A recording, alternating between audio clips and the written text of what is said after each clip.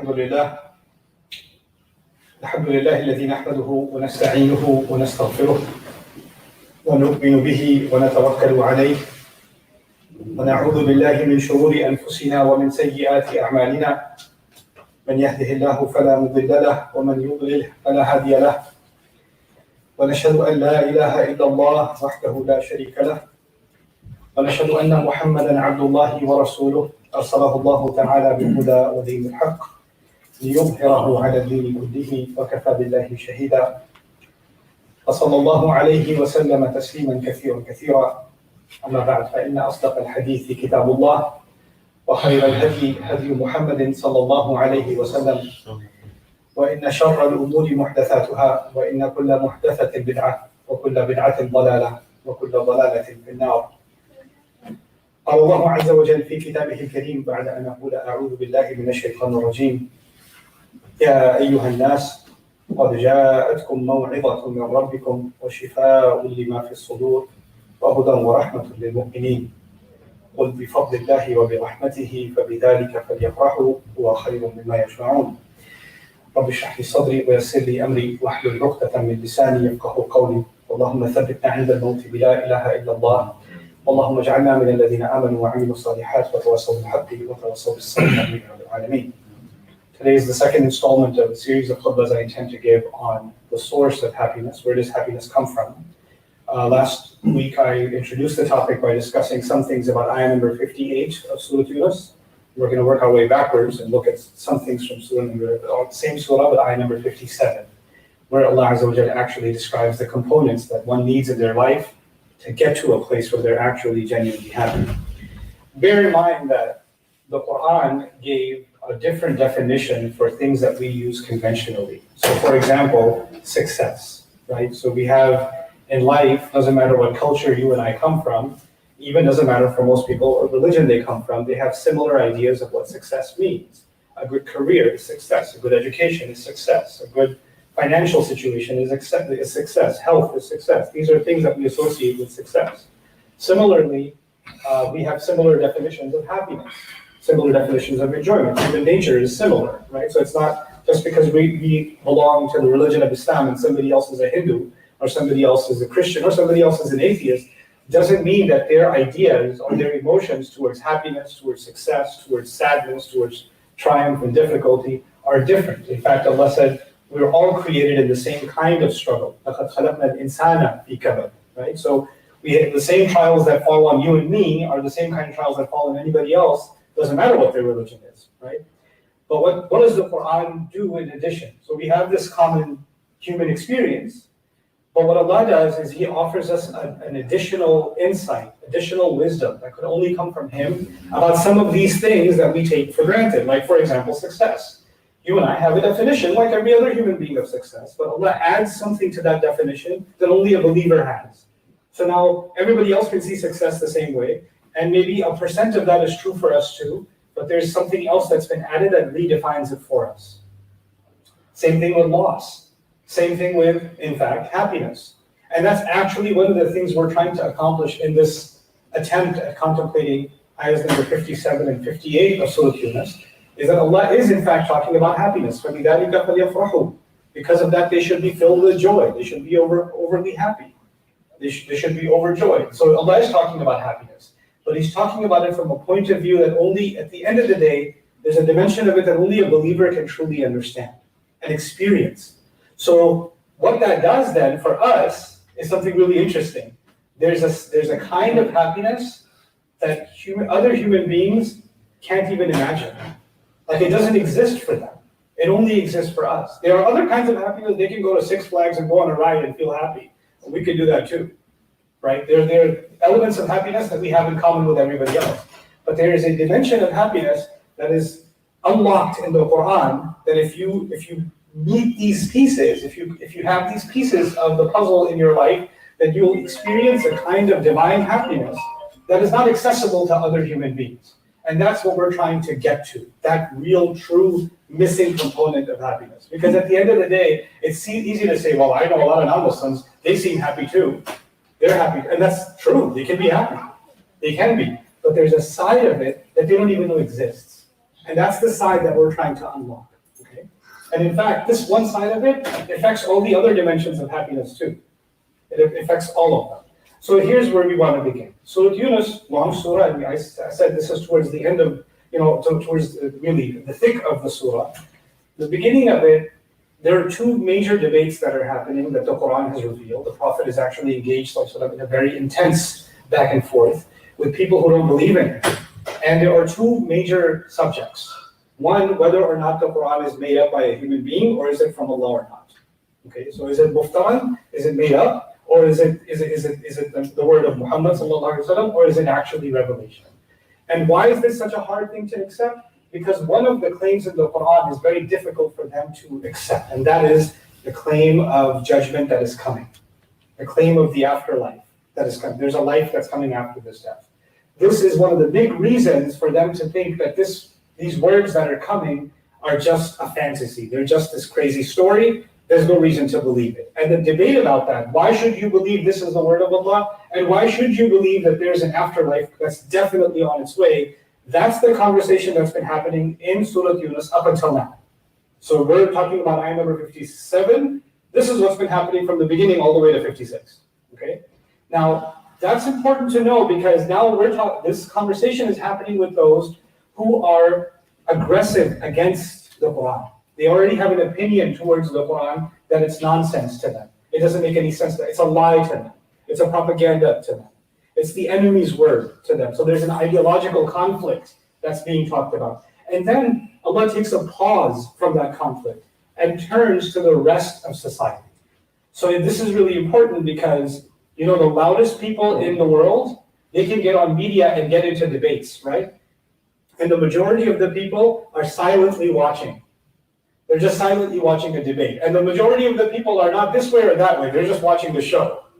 They're just the silent majority, right? So just because some guy who speaks out against Islam or somebody who is debating has millions of views on his video doesn't mean that all the people who watch the video are on his side. They're just spectators. So what does Allah do? Allah acknowledges that there's a debate going on, but the debate is not happening with everybody. It's happening with the Prophet ﷺ, a handful of believers, and a handful of very aggressive mushrikeen. But then there's the rest of Makkah. There's everybody else. They're just the silent majority. What about them? So what Allah does now is He takes a pause from that debate and He turns to the entire majority and essentially says, you don't have to have a preconceived bias towards what the Quran is or isn't. You should approach this invitation, this word of Allah, from scratch with no previous preconceived notions. And so the ayat begin, Ya ayyuhan nas, humanity, people. This is not the mushrikeen, not Ya ayyuhan kafirun, Ya ayyuhan mushrikun, Ya ayyuhan ladina kafaru. None of those things. It's Ya ayyuhan nas, people. So it's an open invite to everybody else. And in those words, what's embedded is you and I are supposed to undo the debates we've heard. And so what does that mean for us right now in 2021 as we're listening to this? What that means is Muslims and non-Muslims alike, we have certain assumptions about what the Quran has to say, what the Quran means for me in my life, what its role is. And sometimes misinformation about that comes from non-Muslims. And other times misinformation comes about that from Muslims. Muslims are also often misinformed about what the Quran really says or what it's supposed to be. What role is it supposed to play in my life? Now what Allah does is believer, non-believer, all humanity are put in one address, Ya ayyuhan nas, and we're basically being told, start from scratch, start over, renew your connection with the Quran, and here's how you define it for yourselves. And if you define it in this way, this might have something to do with what the real subject is, happiness itself, joy itself. So what does he say? He says, قَدْ جَاءَتْكُمْ مَوْعِظَةٌ مِّن رَبِّكُمْ. That a counsel, a powerful counsel, certainly has come to you from your master. Now this statement, we're going to try to unpack it a little bit and learn some things from this first portion of ayah number 57 today. I've given khutbah about this ayah before, so I'll remind you of some things about the word maw'idah that's being used. It comes from the word wa'ad in Arabic, or wa'ada, wa, ayn, and va. And this is actually, كلام أو عمل ينبه به الإنسان إلى عواقب ما يفعله أو ما هو مقدم عليه ليتوقف عنه. So this is any speech or any action, any gesture that brings a human being's attention to the consequences of what they're about to do. موعظة, what I translated it as counsel. So we're getting more technical now. So what موعظة means in the Arabic language is when you tell somebody something or you show somebody something by actions, that is making them realize that what I'm about to do is going to have certain bad consequences. So I should stop from what I'm just about to do. So you were about to do something stupid. You're about to do something that was going to hurt yourself. You're about to say something that wasn't going to be good. You were going to land yourself in trouble. And maw'idha, the purpose of maw'idha is somebody said a word to you, or you saw something, you saw someone act in a certain way, and you realize about yourself, man, maybe I need to rethink what I was about to do, right? And that if you took that from the speech or somebody else's action, then you have taken maw'idha. So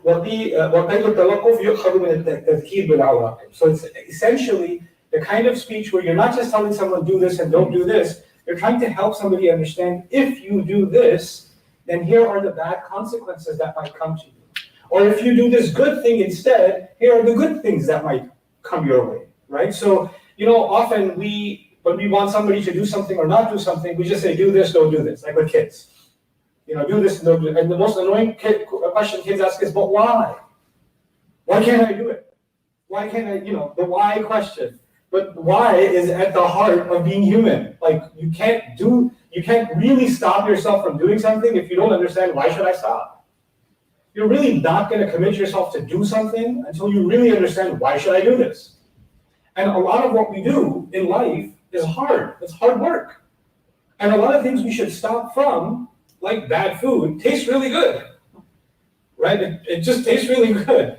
And so when someone says stop eating junk, you say, why? It tastes so good. Why? Then somebody needs maw'idha, right? Or they need to see somebody who's in the hospital because they eat the same kind of food for several years. So they're like, oh, that's why. Okay, now I kind of get it, right? So they're taking maw'idha from somebody's speech or somebody's action. Now that's a little bit about the word. But the actual word in Arabic is al-wa'af. Al-wa'af or al-wa'id. These are the words that are used in the Arabic language.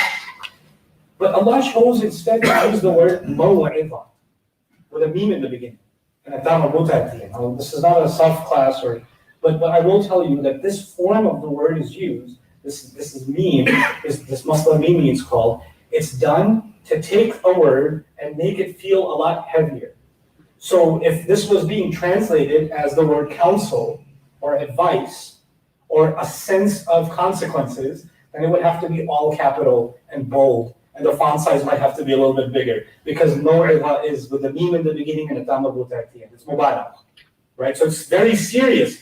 Great, powerful counsel has come to you. And what happens on top of that is, this is called a masdar, an infinitive.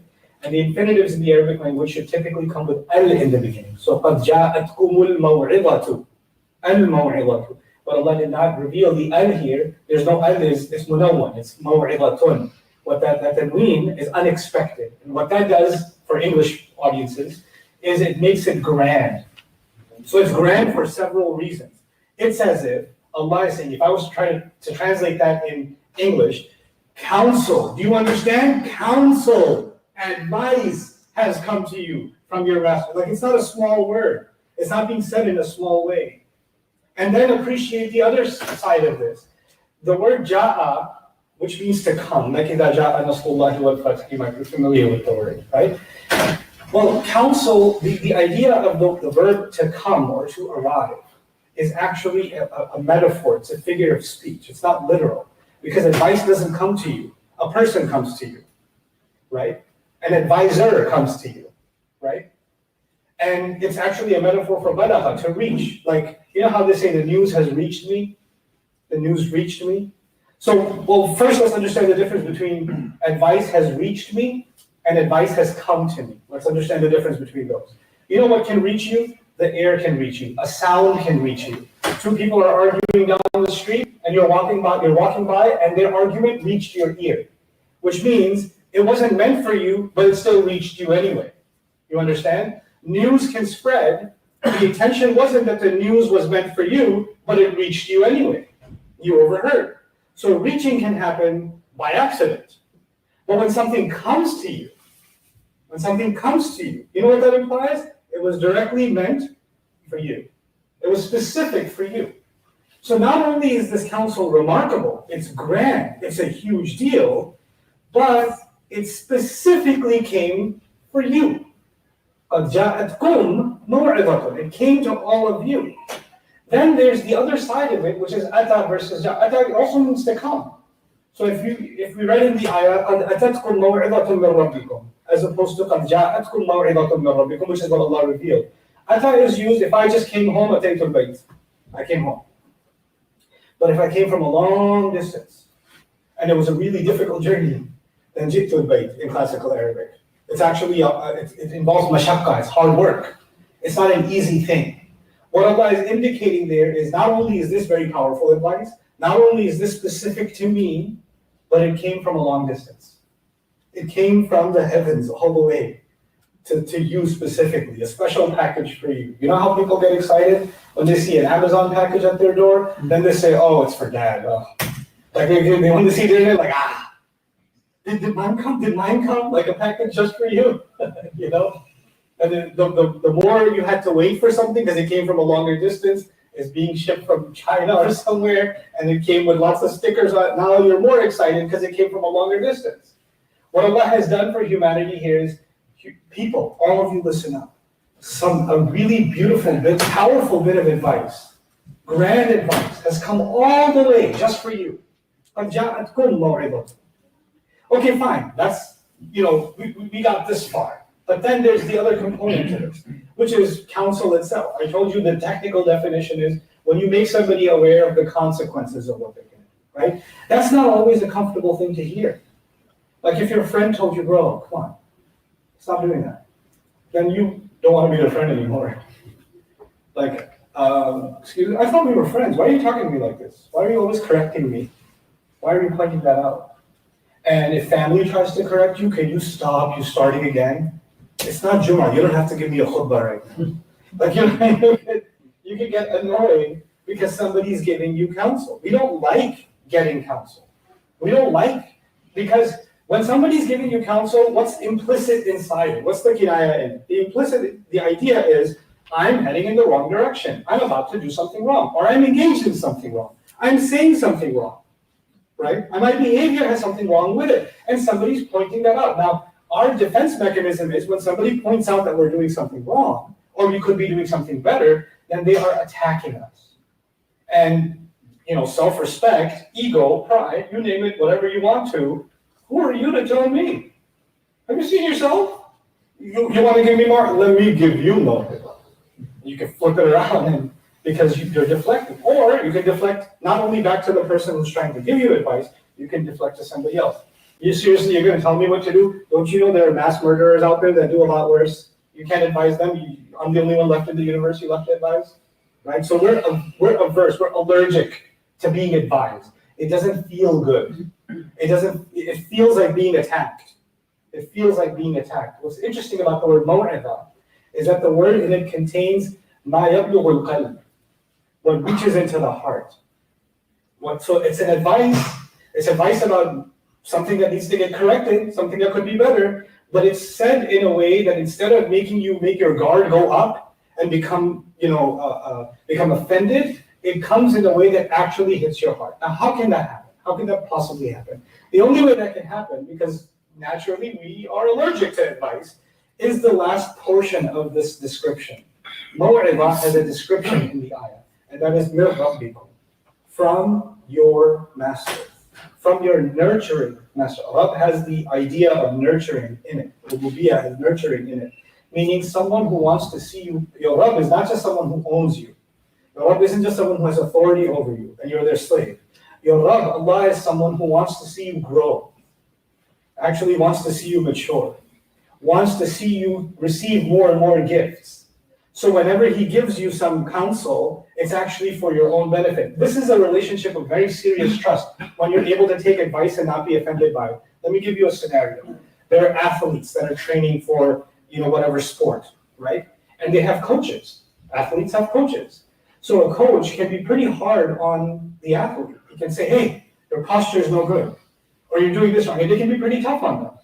And the athlete, if they realize that this is a world-class coach, and I'm very lucky to get coached by this trainer, then even when they're giving the toughest advice and being the most critical, they are even more grateful that I'm lucky enough to be corrected and be counseled by this trainer, because he wants me to win the Olympics. He wants me to surpass all expectations. He will take me further than I can take myself. So a real, genuine athlete that wants to excel is actually going to surrender his ego to his coach or her coach. And the coach can discipline them, make them do extra laps, make them quit certain kinds of food, make them do whatever kind of exercise, make them repeat things. And you know what? Even when they're annoyed, they will do it because they know this. They see my success as their own success. They're invested in me. And so I'm not offended by the advice that they're giving, right? Why does that happen? Because the athlete handed certain level of authority to the coach. That's the only scenario in which that can happen. Now, what happens in school? In school, a lot of you guys, especially in the American public school system, or even in the university system, you have professors, you have teachers, that so many students have genuinely no respect for them, none at all. So when that teacher gives you advice, you're like, whatever. Like, it's not like he cares about me or my success. He's just doing his job. And you have this perception that this teacher is not invested in me. So why should their advice matter to me? The only time you take somebody's advice seriously, even especially critical advice seriously, is when you see how much they're pouring into you, how much they're investing into you. And that's the only time you can take their advice to heart. Otherwise, it's just going to bounce right off and there's just annoying words, right? And so what Allah has done here is given us an invitation by even the use of the word God. First, realize what has Allah been doing for me my entire life. What has He been doing for me? How has He been taking care of me? How has He kept me healthy when I know there are so many sicknesses in the world?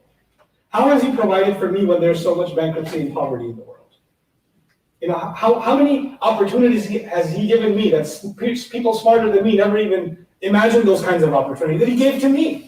So He's been taking care of me, and now He's giving me advice, and somehow my immaturity makes me think that His advice is annoying, or His advice is a burden, or His advice is, come on, man, let me live. No, His advice is the best possible thing for you. You're lucky enough to get His advice. You're lucky enough to get His counsel. So before I conclude this khutbah was supposed to be about happiness, if you remember. That's the conversation we're leading to this, and it seems like we're on a completely different topic. How are we going to end up in happiness? One of the missing components of happiness in a person's life that modern psychology might not be able to tell you is that you need someone in your life that is invested in you and can give you tough advice, real advice, even advice that doesn't feel good when you hear it. Even advice that exposes my flaws for what they are. They expose them for what they are. And you can recognize that even when that criticism is coming, it's coming from a place of love. Now compare this to human beings for a moment. Okay, the people that love us the most in the world, for example, an easy example of that is our mothers, our fathers, our parents. But parents, at the end of the day, are also human beings. You know what can happen to parents? Parents can get in the habit of only criticizing. They find everything wrong with you. You sit the wrong way, you stand up the wrong way, you smile the wrong way, you dress the wrong way. Everything is wrong about you. There's some constant criticism. And what happens to a child, a daughter, a son that's constantly being criticized? They become numb, right? It's like mom doesn't even see anything good in me. It's like dad, all he sees is I'm a walking problem. I'm just a walking disappointment. That's all I am, right? Once in maybe 3 AIDS, he might tell me he's proud of me. Or once in 30 years, I might hear those words. But otherwise, I hear nothing good from him. I only hear criticism from him. All he's got is advice about what I should be doing, how I could have done this better, could have done that better, regret, negative, right? Well, you know what? If someone's always giving you advice, then the relationship becomes blurred because there's no encouragement, there's no affirmation. Allah is not this way. When Allah is giving counsel, He's encouraging, He's filling you with hope, He's also scaring you of consequences, He's also rewarding you. It's not a one-way relationship. It's not a one kind of relationship. Human beings can become like that sometimes. But Allah doesn't become like that. And finally, what I want to include in this khutbah is a disclaimer. That was going to be a khutbah by itself, but I want to include it here, inshallah, so your thoughts are deeper about this subject as we try to get towards the place where we can genuinely live a happy life. So what one component of a happy life is what? If we don't have genuine counsel coming our way, and we think that we don't need any advice, I don't need anybody's help. But the fact that maw'izah was given to all of us, you know what that means? All of us are in need of maw'izah. Right? So I want to give you advice and somebody says, I don't need advice. Allah has already said in this ayah, every one of you needs advice.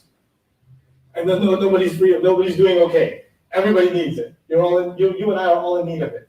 But the scary thing here is this disclaimer that I want to tell you, and that disclaimer is that of self-righteousness. So let me just explain what I mean by that really quickly, and we'll conclude today's khutbah. What happens is, I'll give you a scenario. You have a fight among friends, right? And now your friends are talking trash about you online, right? And you're like, oh man, these people, I thought they were my friends, and look at how evil they are. I'm going to seek some counsel from Allah, because Allah has given me advice in the Quran. Oh, I found an ayah, وَمَكَرُوا وَمَكَرَ اللَّهُ وَاللَّهُ خَيْرُ الْمَاكِرِينَ. They make their schemes, and Allah makes his scheme in response, and Allah is the best schemer. And you're going to post that meme on your Facebook page or your Instagram in response to your friends that are trashing you, right? Because now you're like, to yourself, you told yourself, I just sought counsel from the Quran, because Allah gave me comfort by telling me they plan and Allah plans and Allah is the best planner. That's adorable, but there's something very deeply wrong about that. And let me explain why, if that's not clear to you. In this scenario, what did you do? You assumed that the grand word of Allah, in the conflict that your petty little Facebook conflict that you had with your friends, the great word of Allah is on team you, right? It's there for you to get back at them. And Allah, you're not in the service of the word of Allah, but Allah is there to make you feel better about the position you're in. You're already without any faults, you're already right, and they're the ones that are wrong, and now you can cite the word of Allah to justify yourself even more. This is not you humbling yourself to the word of your master, this is you humbling the words of your master to you. This is a serious problem.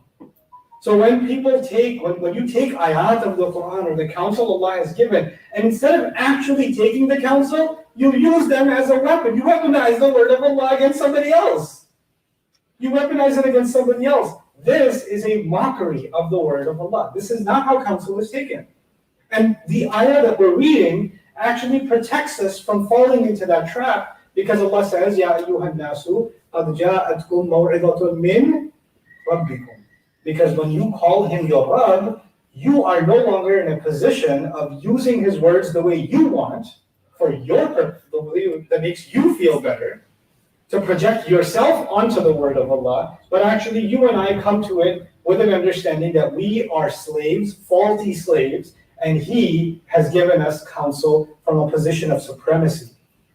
So we don't become self-righteous and say, this ayah, this is about my friends. Because then think about that ayah, for a moment. Just contemplate that for a moment.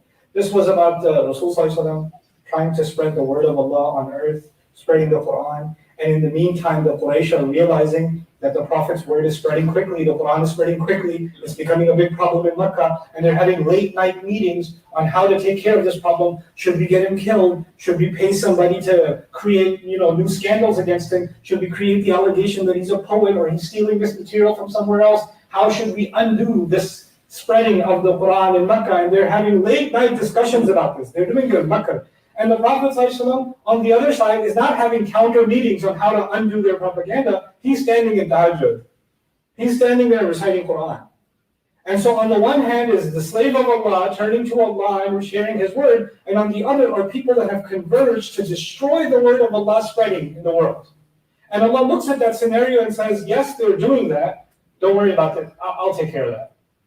I'll take care of that for you. That noble scene where the slave of Allah is there to serve Allah's word, and those who conspire against that person, that messenger, Allah will deal with them directly. You're taking that ayah to use it for the beef you got between your friends or your cousins. You see how petty you turn that something so grand, and you turn it into something so petty. And so no. The Quran applies for everyone, bro. It's not just about the time of the Prophet, so I have to apply it universally. That's not how you apply it. the missing ingredient here is the min rabbikum maybe. Min rabbikum. You know, there's a lack of humility and there's a self-righteousness that somehow the Quran is always on your side, which means you can't be wrong, everybody else is wrong. Right? لا تزكوا أنفسكم وأعلموا بمن اتقى. Don't consider yourselves pure. He knows better who has taqwa. He knows better who has taqwa. So yes, I have to encourage myself, I have to encourage all of you to seek counsel from Allah's word, but don't misunderstand. But with that counsel, there's a way to take it. There's a way to take that, and we're going to unpack that as we make our journey towards finding real happiness in this life. And Allah Azza wa Jalla grant us real farah in this life and in the next. And Allah Azza wa Jalla open up the guidance and the light and the wisdom of the Quran into all of our hearts and the hearts of our families. Barakallahu li wa lakum fil Qur'an al-Hakim wa nafa'ani wa iyyakum bil ayati wa dhikril hakim. الحمد لله وكفى والصلاة والسلام على عباده الذين اصطفى خصوصا على أفضلهم وخاتم النبيين محمد الأمين وعلى آله وصحبه أجمعين. قال الله عز وجل في كتابه الكريم بعد أن أقول أعوذ بالله من الشيطان الرجيم إن الله وملائكته يصلون على النبي يا أيها الذين آمنوا صلوا عليه وسلموا تسليما. اللهم صل على محمد وعلى آل محمد كما صليت على إبراهيم وعلى آل إبراهيم في العالمين إنك حميد مجيد. اللهم بارك على محمد وعلى آل محمد كما باركت على إبراهيم وعلى آل إبراهيم في العالمين إنك حميد مجيد. عباد الله رحمكم الله اتقوا الله إن الله يأمر بالعدل والإحسان وإيتاء ذي القربى وينهى عن الفحشاء والمنكر ولذكر الله أكبر والله يعلم ما تصنعون. أقم الصلاة إن الصلاة كانت على المؤمنين كتابا موقوتا.